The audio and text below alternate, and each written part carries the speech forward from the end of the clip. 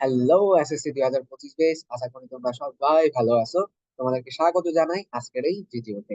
অবশেষে তোমাদের SSC 2025 physics final suggestion নিয়ে কিন্তু হাজির হয়ে গেছে। দেখ, এই এই ফিজিক্স কারো কাছে হচ্ছে ভয়ের সাবজেক্ট, কারো কাছে হচ্ছে আতঙ্কের সাবজেক্ট, কারো আবার মজার সাবজেক্ট, আবার কারো কারো হচ্ছে ফেভারিট সাবজেক্ট। যাই হোক না কেন, আমরা কথা না বাড়িয়ে আমরা চলে যাচ্ছি আমাদের মূল আলোচনায়। আমরা জানি হচ্ছে আমাদের এসএসসি ফিজিক্সে টোটাল চ্যাপ্টার আছে হচ্ছে তোমার 14টা। এখন কোশ্চেন হলো, স্যার আমাদের তো 14টা চ্যাপ্টার আছে, এসএসসি তে এ প্লাস পাওয়ার জন্য কি আমার 14টাই পড়তে হবে? 14টাই কি আমার লাগবে? এর উত্তর হচ্ছে হ্যাঁ, এবং এর উত্তর হচ্ছে না। এবার হ্যাঁ কাদের জন্য? যারা হচ্ছে মোস্ট ট্যালেন্টেড স্টুডেন্ট, যাদের অলরেডি সব পড়া হয়ে গেছে, কোনো কিছুই যাদের বাকি নেই, যাদের এখন রিভিশন চলছে, আমি তোমাদের বলবো যে হ্যাঁ। আর না কাদের জন্য? যারা হচ্ছে আমার মতো একটু উইক, যারা হচ্ছে একটু মিডল লেভেলের ক্যাটাগরি স্টুডেন্ট, তারা বলবে যে না স্যার, এই 14টা চ্যাপ্টার আমি কমপ্লিট করতে পারবো না বা শেষ করতে পারবো না। কিন্তু আমার টার্গেট বা আমার ড্রিম বা আমার স্বপ্ন হচ্ছে ক্লাস পাওয়া। তাহলে আমি কি করবো? হ্যাঁ, এই ভিডিওটা তাহলে মূলত তাদেরই জন্য। তাহলে তুমি যে কাজটা করবা সেটাই আমি বলে দিব আজকের এই video। তো আমরা জানি স্যার আমাদের টোটাল চ্যাপ্টার আছে কয়টা? দেখো তো স্যার, আমাদের টোটাল আছে কয়টা?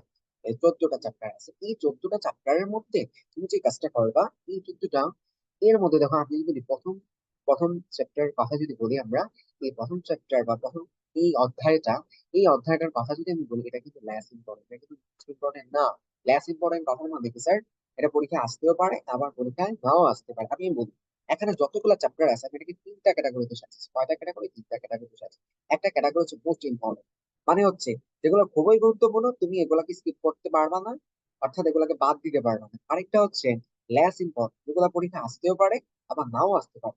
আর আরেকটা ক্যাটাগরি হচ্ছে এটা পড়লেও হবে আবার না পড়লেও হবে, আমি চাইলে সেটা এক্সপোর্ট জন্য করতে পারি। আমার কথা বুঝতে পারছি কিনা? তিন ক্যাটাগরির সাথে আবারও বলতেছি, মোস্ট ইম্পর্টেন্ট, লেস ইম্পর্টেন্ট, আর আরেকটা হচ্ছে স্কিপ, তুমি চাইলেও করতেও পারো আবার চাইলে।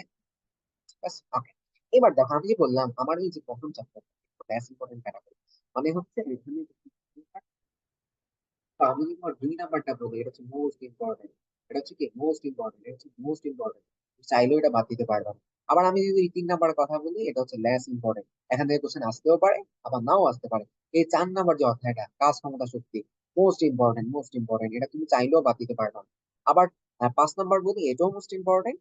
আর 6 নাম্বারের কথা যদি বলি আমি স্যার, এই 6 নাম্বার যে চ্যাপ্টারটা আছে এটা আবার লেস ইম্পর্টেন্ট, এখান থেকে কোশ্চেন আসতেও পারে আবার নাও আসতে পারে। এখন তারপর আমি যদি বলি, দেখো এই 8 নাম্বার আর 9 নাম্বার যদি আমি বলি, এই দুটো হচ্ছে আলো রিলেটেড চ্যাপ্টার। অনেক সময় দেখা যায় 8 থেকে কোশ্চেন আসে, অনেক সময় দেখা যায় 9 থেকে কোশ্চেন আসে, অনেক সময় দেখা যায় দুইটা মিলিয়ে কোশ্চেন আসে। আমি যদি এই দুটার মধ্যে লেস ইম্পর্টেন্ট কিন্তু 8, আর এই দুটার মধ্যে ইম্পর্টেন্ট যদি বলি তাহলে কিন্তু 9। কিন্তু এখানে ব্যাপার আছে, এখন যেহেতু কোশ্চেন মিশ্রিত, আমরা জানি বোর্ড কোশ্চেন গুলো একটু একাধিক অধ্যায় মিলে হয়, এর জন্য আমরা দুইটা দুইটা অধ্যায়কেই রাখবো।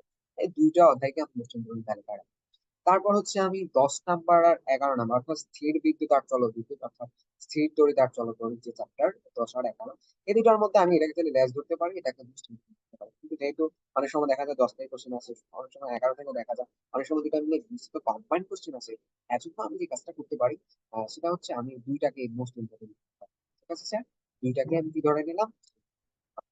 আর 12 যেটা, এটাকে আমরা চাইলে লেস ইম্পর্টেন্ট ক্যাটাগরিতে রাখতে পারি, এখান থেকে কোশ্চেন আসতে পারে না আসতে পারে। আর লাস্টের যে দুইটা আছে এই দুটা চাইলে তুমি স্কিপ করতে পারো। এটা হচ্ছে এমসিকিউ টাইপ চ্যাপ্টার, আমি বলতে পারি এমসিকিউ কম্পিটিভ চ্যাপ্টার। এখান থেকে যখন পড়লেও যা না পড়লেও তা, তারপরে এমসিকিউর জন্য তুমি জাস্ট একবার রিডিং করে রাখবা কোশ্চেন ইম্পর্টেন্ট লাইন গুলো, তাহলেই পাওয়া যাচ্ছে। ঠিক আছে, কিন্তু এখন তাহলে আমি বললাম যে স্যার আমি কয়টা ক্যাটাগরি করিয়েছিলাম স্যার? তিনটা ক্যাটাগরি করেছি। একটা হচ্ছে মোস্ট ইম্পর্টেন্ট, একটা হচ্ছে কি লেস ইম্পর্টেন্ট, তারপর হচ্ছে আমাদের মোস্ট ইম্পর্টেন্ট, লেস ইম্পর্টেন্ট, তারপর আমি কি বললাম যে পড়লে হবে আবার না পড়লে, তাই তো? আচ্ছা, এখন দাঁড়াও, আমরা আচ্ছা এবার এটা দেখতে পাচ্ছি। এবার এখানে দেখো আমরা তিনটা ক্যাটাগরি করেছিলাম, মোস্ট ইম্পর্টেন্ট, লেস ইম্পর্টেন্ট, আর হচ্ছে only for MCQ plus topper. এখন কোশ্চেন হলো, স্যার আপনি কি করে বললেন যে এটা হচ্ছে মোস্ট ইম্পর্টেন্ট? আপনি কি করে বললেন এটা লেস ইম্পর্টেন্ট? আপনি কি করে বললেন এটা শুধু এমসিকিউ জন্য থাকবে? স্যার কিছু কথা হবে, তুমি জাস্ট তোমার বাসায় তোমার যে গাইডটা আছে, যে গাইডটা কেন, তুমি তোমার গাইডটা আর বইটা সাথে নিয়ে নিয়ে হচ্ছে তুমি দেখবা বিগত বছর কোশ্চেন কোন অধ্যায়গুলো থেকে কোশ্চেন বেশি আসছে। তুমি অ্যানালাইসিস করবা 2018 থেকে শুরু করে 2024 পর্যন্ত কোন অধ্যায়গুলোতে কোশ্চেন বেশি আসছে বোর্ড পরীক্ষা, এগুলো দেখবা। তাহলে তুমি বুঝে যাবা কোনটা মোস্ট ইম্পর্টেন্ট, কোনটা হচ্ছে লেস ইম্পর্টেন্ট, আর কোনটা শুধু তোমার এমসিকিউ কভার জন্য। যাই হোক, তোমার এই কাজটাকে আমি সহজ করে নেওয়ার জন্য আজকে ভিডিওটা আপনাদের। এখন যে বললাম স্যার, তাহলে আমি মোস্ট ইম্পর্টেন্ট চ্যাপ্টার কোনগুলো আমি একটু দেখানোর চেষ্টা করি। একবার মোস্ট ইম্পর্টেন্ট চ্যাপ্টার হচ্ছে আমার এইগুলো, এই যে 2 নাম্বার গতি, তারপর হচ্ছে কাজ ক্ষমতা শক্তি, পদার্থের অবস্থা ও চাপ, তরঙ্গ ও শব্দ, আলোর প্রতিফলন, আলোর প্রতিসরণ, আর স্থির বিদ্যুৎ, জলবিদ্যুৎ। অর্থাৎ এখানে যে টোটাল 8টা চ্যাপ্টার দেওয়া আছে, তুমি যদি এই 8টা চ্যাপ্টার ভালোভাবে কমপ্লিট করতে পারো, তোমাদের চ্যাপ্টার কিন্তু 14টা। 14টা আমি বলি না যে তুমি 14টা এ টু জেড সব করো, আমি বলবো যে এই 8টা তুমি এ টু জেড করো, এই 8টা তুমি এ টু জেড করো, এই 8টা যদি তুমি এ টু জেড করতে পারো, ইনশাল্লাহ তুমি 5টা কোশ্চেন অবভিয়াসলি এখান থেকে আনসার করতে পারবে, অবশ্যই আনসার করতে পারবে। এটা আসলে আমি বলতে পারি অবশ্যই আনসার করতে পারবে। এরপর যদি আমি লেস ইম্পর্টেন্ট বলি স্যার, দেখো লেস ইম্পর্টেন্ট হচ্ছে 4টা চ্যাপ্টার। একটা হচ্ছে ভৌত রাশি পরিমাপ, তারপর হচ্ছে বল, বস্তুর উপর চাপের প্রভাব, বৈদ্যুতিক চৌম্বকীয়। লেস ইম্পর্টেন্ট মানে আমি কি বলছি? লেস ইম্পর্টেন্ট মানে এগুলা কি এখান থেকে কোশ্চেন আসতে পারে, আমার নাও আসতে পারে। মোস্ট ইম্পর্টেন্ট মানে কি, যেগুলো আমি চাইলেও স্কিপ করা আমার উচিত নয়, যেহেতু আমি এ প্লাস পেতে যাচ্ছি, আমার টার্গেট অল্প করে এ প্লাস পাবো, তাহলে আমি মোস্ট ইম্পর্টেন্ট এগুলো। তারপর যদি বলি সেগুলো যদি আংশিক বা কখর জন্য বললাম, এই অধ্যায় হচ্ছে আধুনিক পদার্থবিজ্ঞান, ইলেকট্রনিক্স এবং হচ্ছে জীবন বাঁচাতে পারে। বুঝতে পারছি স্যার? আশা করি আমরা এই বিষয়গুলো বুঝতে পারছি। আমি আমার আজকের এই ভিডিওতে আমি একটা ক্যাটাগরি করে তোমাদের দেখিয়েছি কোনগুলো হচ্ছে বেশি ইম্পর্টেন্ট, বা কোনগুলোকে তুমি বেশি ফোকাস করবা, কোনগুলোকে বাদ দিবা না, আর কোনগুলো চাইলে তুমি করতেও পারো, কোনগুলো আমি নাও করতে পারো।